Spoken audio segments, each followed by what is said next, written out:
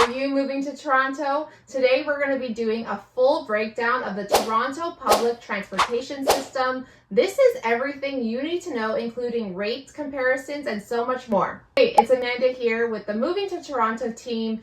If you're thinking about making a move to Toronto or the surrounding areas, go ahead and hit that subscribe button right now so that you're the first to know about the current market here in Toronto. We love helping people just like you looking to move to Toronto, so whether that's in 9 days or 90 days, reach out to us. All of our contact information is in the description box down below. We're going to start with the TTC, which is the main public transportation authority here in Toronto. Toronto's public transportation system makes it easy to navigate the city without needing a car. The Toronto Transit Commission, which is the TTC, consists of subways, buses, and streetcars that reach most neighborhoods in the city.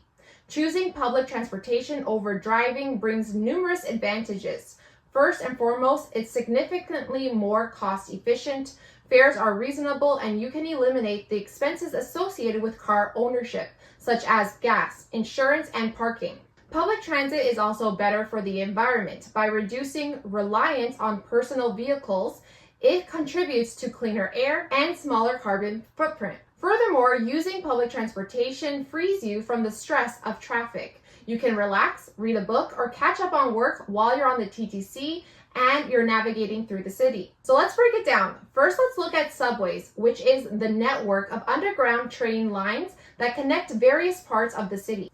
It's a fast and reliable way to travel long distances without getting stuck in traffic. The subway system currently has 4 lines that stretch across the large portion of Toronto. Line 1 is the Yonge University line. This is the longest line running north-south through the heart of the city. It connects iconic landmarks like Union Station, the CN Tower, and Yorkdale Shopping Centre. Line number 2 is the Bloor-Danforth line. This east-west line covers a large area, connecting areas like Hyde Park, Kipling Station, and Scarborough.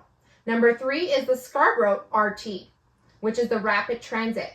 This shorter line operates in the eastern part of the city, connecting Kennedy Station with Scarborough Centre. Line number 4 is the Sheppard East line.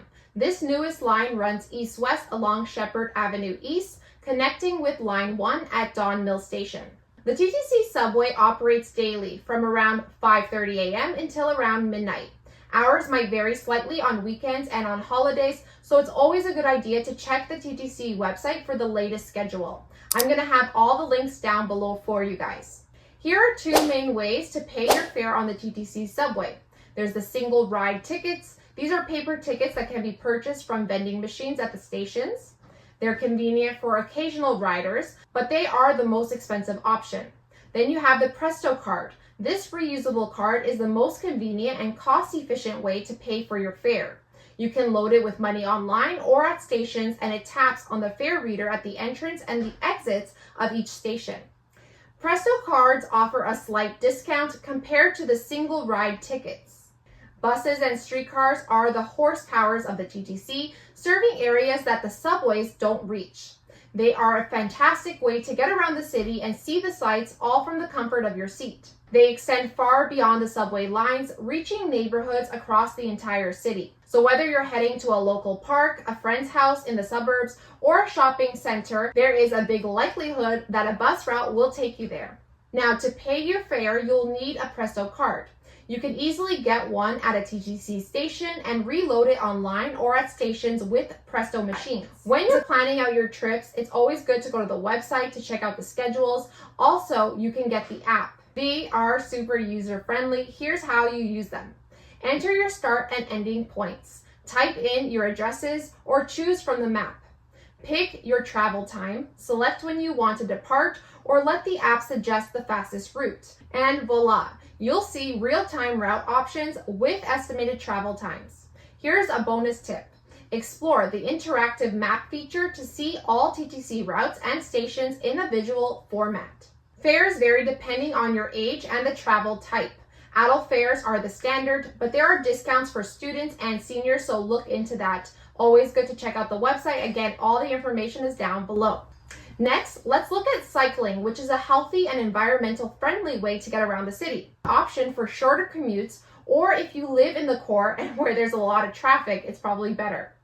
Also, it is important to consider Toronto has a growing network of bike lanes for safer cycling, plus you can avoid traffic congestion, especially during peak hours, which makes this option more appealing nowadays. However, it's important to note that cycling can be challenging in the winter months due to the cold and the snow.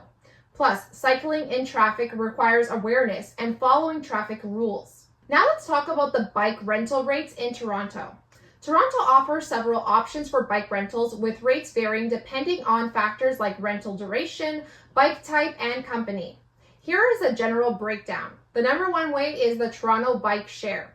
This is the most affordable option, perfect for casual riders or short trips. It is a pay-per-use system with a Presto card required, so no cash will be accepted for these types of bikes. Typical rates are $1 unlocking fee plus 12 cents per minute after the first 30 minutes for classic bikes. Per minute rates for e-bikes are currently 10 cents per minute, and you could also do private bike rentals if you want as an option. And if you're planning to visit the Toronto Islands, they also have bike rental options there as well, so I'll share the rates for that too. Rates are per hour, so single bikes is about $10 per hour. Then you have the family bikes, which has 3 riders, that's $21 an hour. Surrey bikes, which is 4 to 7 riders, is $39 per hour. So we've covered the TTC, we covered bikes. Now let's go to the GO Transit.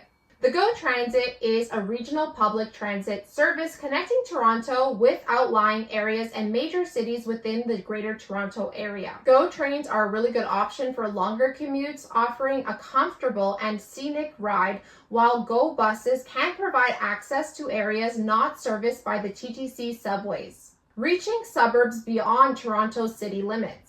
For any of you interested in the suburbs of Toronto, this is a fantastic option for those of you who live outside of the core or the city and commute to Toronto, whether that's for work, school, or leisure.